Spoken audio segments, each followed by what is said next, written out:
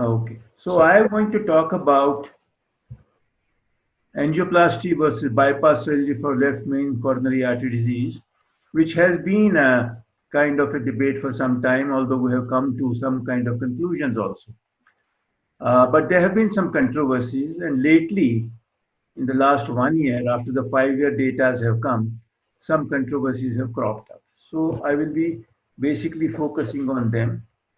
We all know that angioplasty is preferred because it is less invasive, shorter hospitalization, and a reasonably good acute short-term results.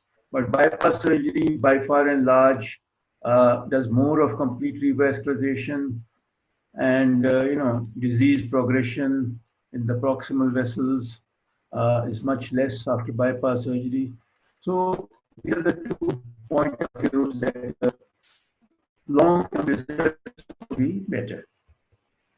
Now, when we talk about PCI versus CABG syntax trial, you can't avoid it has limitations.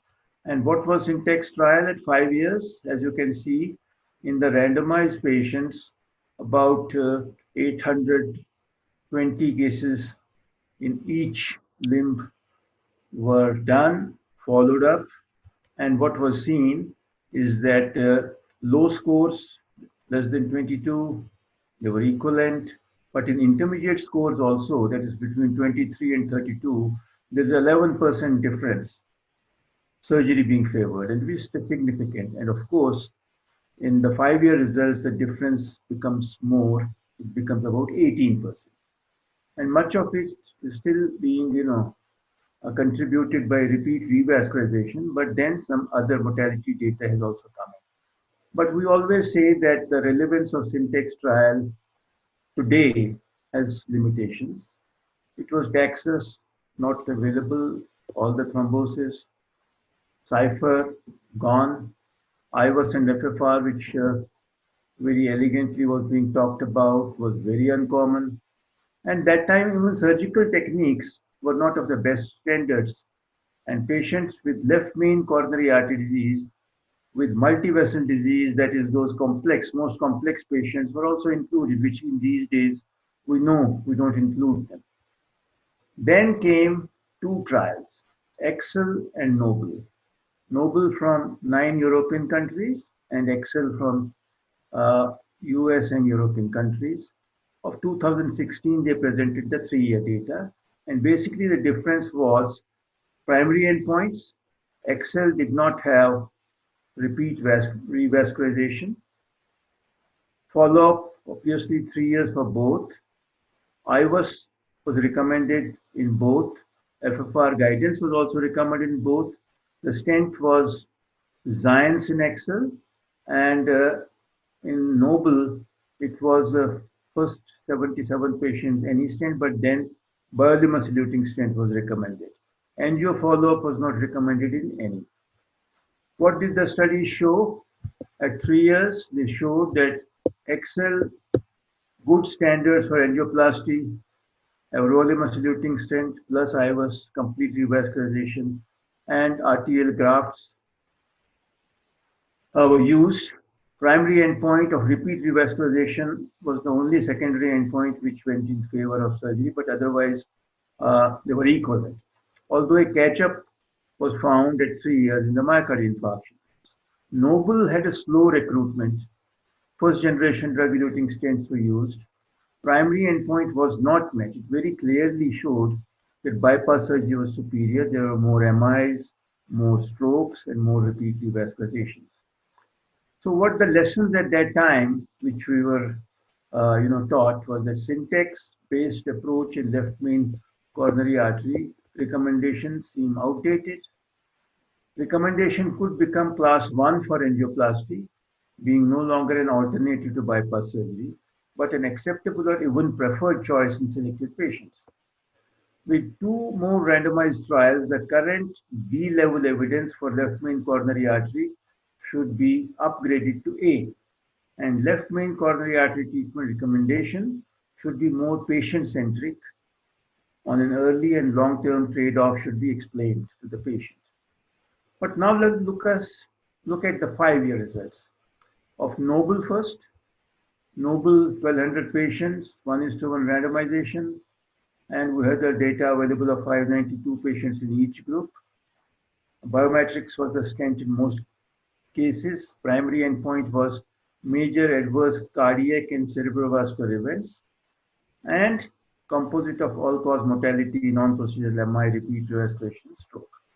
And the primary endpoint clearly favored bypass surgery, as you can see, a significant difference of about 9%. And what was it composed of?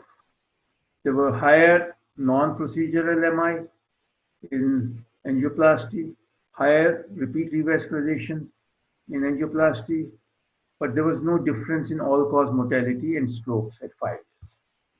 If you can look at this, a little more detailed analysis, the primary endpoints clearly lower with bypass surgery, non-procedural myocardial infarction substantially lower, the total repeat revascularization again much lower, 17% versus 10%. And if you look at the forest plot of the primary outcomes, you would see CABG was superior all the way. You can see that. And this was a very clean trial, no criticism of this trial. Now let us come to 5 years Excel data. You could see, first of all, 3-year data. One of the vociferous surgeons from England, David Taggart, was there. And in the 5 years, he withdrew his name because he did not agree with what they were publishing, the way they were publishing it. So that is first thing to be noted. It was again one same trial, primary composite endpoints were the same. Repeat revascularization obviously not there. And the primary endpoint, as you see it, they're equivalent, death, stroke, myocardial infarction. But if you combine ischemia-driven revascularization as a secondary endpoint, clearly there's a difference, and angioplasty becomes inferior to bypass surgery with that. And if you look at the primary and secondary endpoints at 5 years, you can clearly see death, stroke, MIs, 6% difference, significant. Death, 10% versus 6.6%, much lower, significantly lower, at least it looks like. With the surgery, strokes were similar, myocardial infarction rates, 5.1 versus 2.4, which again are in favor of surgery. Now, if you look at the subgroup analysis, you could see that all the way, the central point is pointing towards bypass surgery, although with large confidence intervals. And there's no clear-cut group where PCI is convincingly equal. And there's been a lot of statistical jugglery, as many people say in this. All-cause mortality, clearly you can see 13% versus 10%. Strokes, 3.7% versus 2.9%. MIs, not very different. Ischemia-driven revascularization, clearly the difference about 7%. So their 5-year conclusion was there is no significant difference between the two procedures at 5 years with low or intermediate anatomical complexity as defined by syntax score. What are the points of contention? This is a trial designed and conceived to favor PCI for left main coronary artery disease, as many people said. Repeat revascularization, which is an important thing, has been underemphasized. 2 of the persons on the boards in the paper are from industry. CEO of Abbott, Chuck Symington, is on the paper, and Dr. Kapteyn, the surgeon, has been a vice president of Medtronic since 2017. It's a conflict of interest. Taggart maintains that trial leadership underemphasized the increased risk of mortality at 5 years. He has been emphasizing it. And he says that death is death. Unquestionably, the most important clinical outcome for patients, their family physicians, their relations, and has to be given greater emphasis. NEJM review, which he, diverged. Reviewers had said that there should be more emphasis in the paper on death, and it should also be in the concluding paragraph. But in the final listing, it wasn't there. So it is still inexplicable why this did not happen in the final version, and this prompted withdrawal of the authorship by Taggart. Definition of MI became a controversy. The definition of MI was changed halfway through the trial from 30 days post-procedure to a biochemical peri-procedural one. As the study progressed, the universal definition of MI update in 2012 came. Excel investigators updated the study protocol to use this third definition, but it was not kept as a part of either the primary or major secondary clinical endpoint, but was listed as other secondary endpoints. This obviously put CABG arm at a disadvantage because the definition was peri-procedural MI, and if you put that into this thing, and with that definition of CPK rise and troponin rise, then they had a disadvantage. It's a more traumatic process. First reported by BBC after 5-year results were published, and the reporter said that the measurement of myocardial infarctions showed that 80% more patients with stents had MIs as compared to surgery. And they also, said that European Association of Cardiac Surgery reject the 2018 European recommendations on left main disease.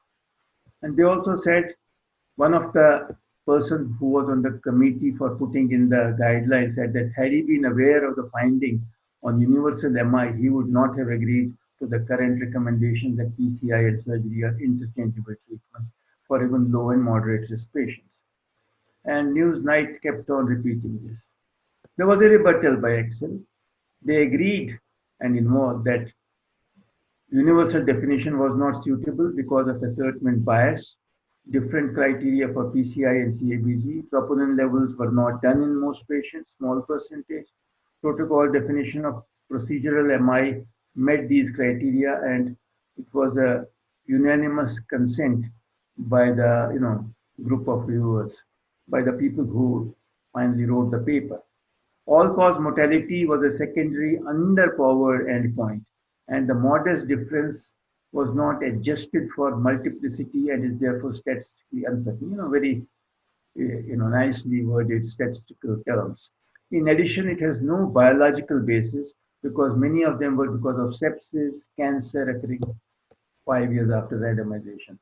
The Independent Data Safety and Monitoring Committee met frequently to review unblinded Excel data, and they have always asked the study to continue. So finally, they have conceded and committed to publish a future manuscript reporting the rates and implications of MI according to numerous definitions, including the universal definition using CKMB data. So this is finally when they were pushed against the wall, they said, okay, we'll write a new paper with all these MIs. The guidelines, as you know, as the European guidelines, left main syntax 23 to 32 is a 2A indication. And obviously more than 33 continues to be 3. ACC/AHA guidelines, class 2A, if syntax score is low, 2B, if syntax score is intermediate, and 3 if syntax score is high. All the teams require a hard team approach. So I think basically it all depends on how you look and interpret the data, and that matters. So this is what the controversy is. It has not been completely resolved, so some kind of a compromise has come. Thank you very much.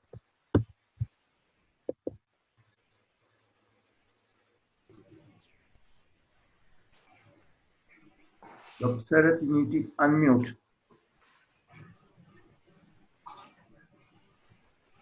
I must say that was an excellent talk. I mean, Dr. Kaul absolutely brilliantly outlaid everything. Thank you. So now we have the third talk by Rajesh, an interesting talk, a class apart, differences in left main bifurcations and others. Rajesh?